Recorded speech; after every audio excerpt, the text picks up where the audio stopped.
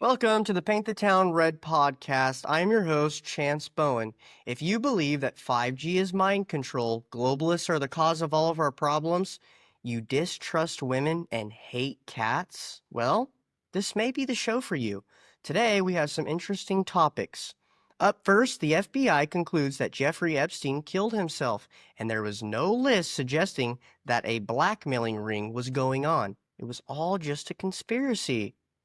At this point, if you still don't see how our government is not acting in our best interest, and we're not even in control of our government, specifically the intelligence agencies, then you are just a moron at this point. You are looking for a head pat from an authoritative figure around you, and you have zero ability to think for yourself at all. The next story is from terrorist to president and friends in high places. Mohammed al-Jawahani, yes, that's al-Jawahani, former terrorist, former Al-Qaeda affiliate, and now apparently a newly polished pro-Israel moderate in a tailored suit running Syria. And get this, the U.S. just lifted sanctions. Why? Because he's suddenly playing nice with Israel. Let me say that again. A man who once had a $10 million bounty on his head is now welcome into polite international society because he said the right things about the right country. So if you're wondering what the price of redemption is on the world stage, it isn't repentance, it's real estate deals, oil pipelines, and foreign lobbyists. But we all know he was working for Israel the whole time, even as a terrorist, because without terrorism, why would we send a bunch of money to Israel in the first place? Moving on to something a little fun and lighter. This one is a bit wild. Candice Owens got a personal call from Trump, not about the border, not about Biden's latest mumble fest, but about Brigitte Macron's instance with Candace Owens. Now, as a side note, I typed this story into ChatGPT and it gave me this response, quote, "Apparently, Brigitte, who, let's be honest, looks like Macron's time-traveling mother, took offense to Candace Owens' jokes. So Macron himself calls Trump and says, 'Hey, Donnie, can you ask Candace to tone it down?' And Trump, instead of laughing it off like the old days, he actually makes the call. What does this tell us? That the global elite circles are smaller than we think, and we, even free speech warriors, have a speed dial full of gatekeepers." That's what it tells us, that there's a small circle of elites? Oh, okay. They don't actually mention anything that has to do with the story. To me, that's why you can't trust ChatBT. They make zero reference to the actual situation at hand. Maybe this story is being shadow banned. I think we all know the answer to that. This was the actual call between Candace Owens and Trump about how Brigitte Macron is a man, not just any man, but Prime Minister Macron's dad. Pick up the phone, and lo and behold, so here's what happened. I'm negotiating this thing. I'm negotiating Ukraine and Russia, and you wouldn't believe how many parts are part. It is President Donald J. Trump. He is calling me, and in true President Trump fashion, he jumps right into the narrative. We're not, hey, how you doing? He just jumps right into the narrative of exactly how this went down. I am literally, it is hard to catch my breath to comprehend that 4 days ago, I'm ending a series about Brigitte Macron, and now I'm speaking to the President of the United States, and the topic of conversation, no matter which way you want to slice it, is about Macron's wife's penis. I mean, there's no other way to say it, right? Anyways, I have Macron. I like Macron. We're speaking at the White House, and I'm walking him to his car, and, he says to me, "Mr. President, can I speak to you for a second?" I say, "Of course you can speak to me about anything. What's going on?" And Macron wants to have a little sidebar. And then Macron says to him, "Mr. President, do you know Candace Owens?" And I say, yes, of course I know Candace Owens. What's going on?" And then he continues his narrative, and he tells me that Emmanuel Macron is requesting to his face that I stop speaking about his wife. This is how the Satan-worshipping globalist elite do it. They hate everything that is traditional about society and Christianity and everything. That is such a crazy one that everyone's like, there's no way that could happen. but there is a way, and it's actually these exact people that would love to put people like this in power. You know, it's like just recently I went and watched the new Jurassic Park movie. I don't know if you've watched it, but you can just not go because it sucks. But, you know, the movie was created by Steven Spielberg. You can look him up to see what his moral code is if you can't already guess. The movie was riddled with everything that is contrary to typical interactions of people. White Republican, bad guy. Women and minorities, good guys. The men are useless, and women have to step up and do all the physically terrifying, daunting stunts.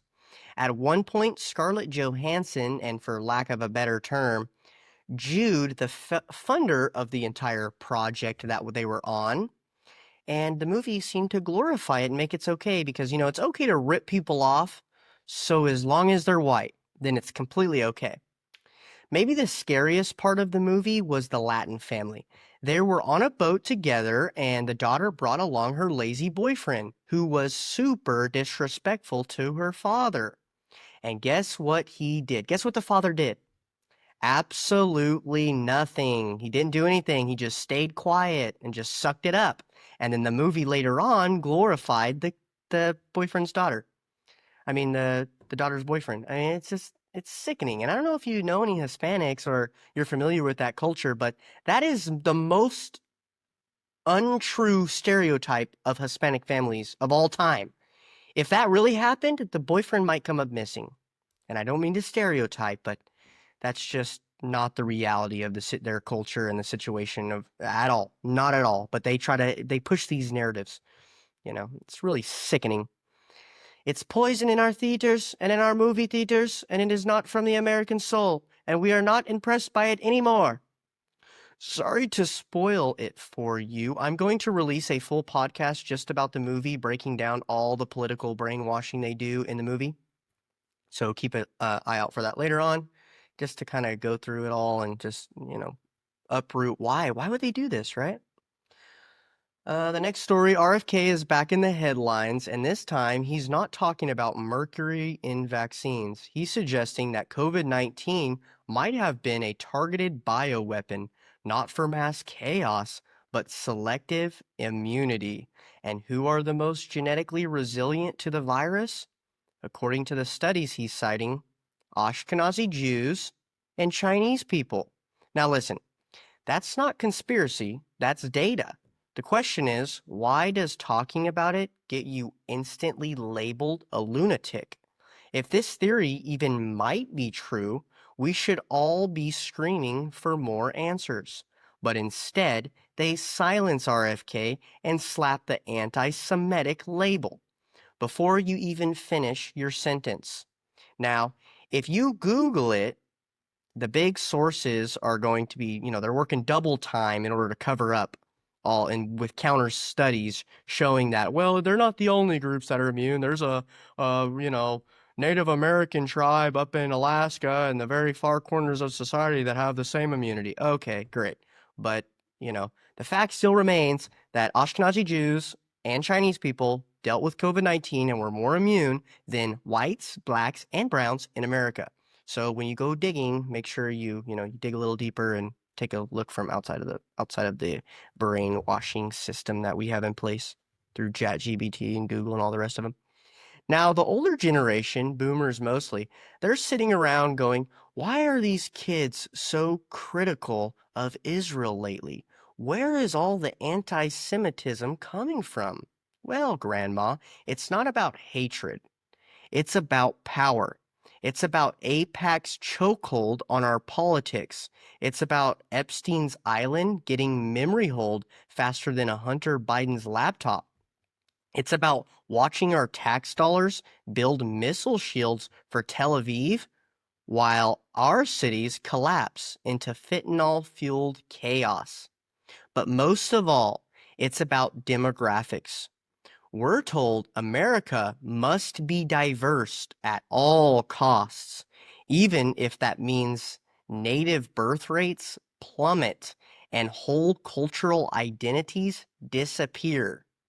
Meanwhile, Israel, which is funded by us is allowed to be ethnically exclusive by design. So the younger generation sees the double standard and starts asking why. Why is one nation allowed to protect themselves and preserve their culture, but the other are told to dissolve themselves in the name of progress and anti-racism? The answer they get is, shut up, that's anti-Semitic. Right now, the fertility rate amongst American white women is 1.6. Listen to this really closely. Is 1.6. This is below replacement level of 2.1, meaning we're going down in numbers. And guess what? If we go below 1.3, it is mathematically impossible to reverse our extinction. Okay? It's mathematically impossible. And no group of people in the history of mankind has reversed the trend from 1.9. We're at 1.6. Okay, anyway. So really, we're already screwed. But for a reference number, Indian women in America are producing at 6.1. So they're way ahead of us. And I'm just giving that as a reference. I'm not saying I'm not suggesting anything from that. I'm just giving that as a reference number of another group of people that are in America. That's not happening too. So, the younger generation, we're not shutting up. This generation is rising. They call us lazy. They call us weak. They count us out. They blame us for all of society's downfall when it's quite literally the contrary. We are done with the whole thing of don't start your family, go to college, don't be stupid, right? That's stupid to start a family early. You need to go to college and, work. And what you need to do is only have one child because children get in the way of your career. And you don't want to be oppressed as a family person. You need a career because that's what your whole identity revolves around. And yeah, make sure you only have one child because, otherwise you're not going to be able to afford a home anytime soon. The older generation has pretty much ran us right into extinction. I mean, how smart is that, right? How do we solve it? Well, it's simple. It's already been done.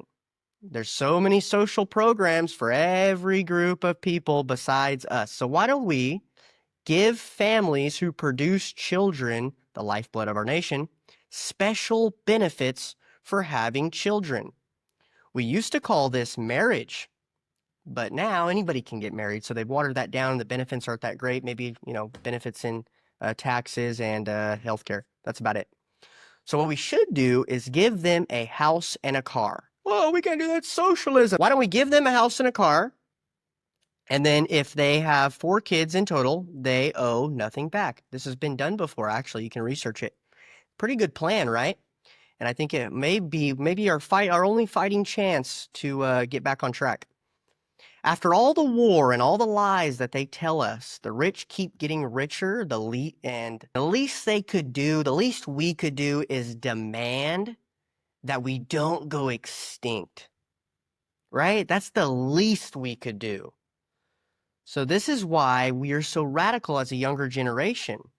So if you're old and you made it to this point in the video this far, congratulations. But that's kind of why that's what's going on if you were asking that question. So despite your political views, that alone should scare you.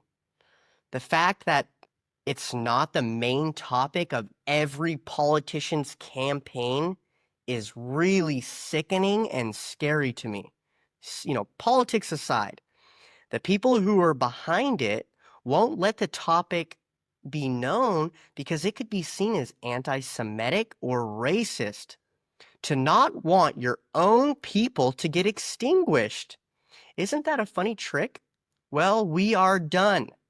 Think about that before you cast out the younger people for being a little racist. Now, the definition of racism has morphed into loving your own people and culture. So by that, we are all racist. Black people, brown people, and white people. All Americans. We're all racist according to that definition.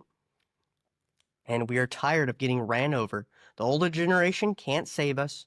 They failed. They lost. They were manipulated by Fox News and CNN, who are owned by globalist narratives. The Democrats want socialism, the Republicans want nationalism. Well, I've got good news for you. We could actually have both. We can't afford to lose. Our literal existence depends on it. Look, this episode isn't about hate. It's about honesty. It's about power, influence, and how the people who want to control the narrative from every angle, if we can't even ask questions about being without being labeled or banned, then what's left of a free society? So rather you agree or disagree or want to scream into the void, do it with your eyes open. This is the Paint the Town Red podcast. I'm your host, Chance Bowen. Stay sharp and never trust someone who tells you to stop asking questions. Until next time, have a great week.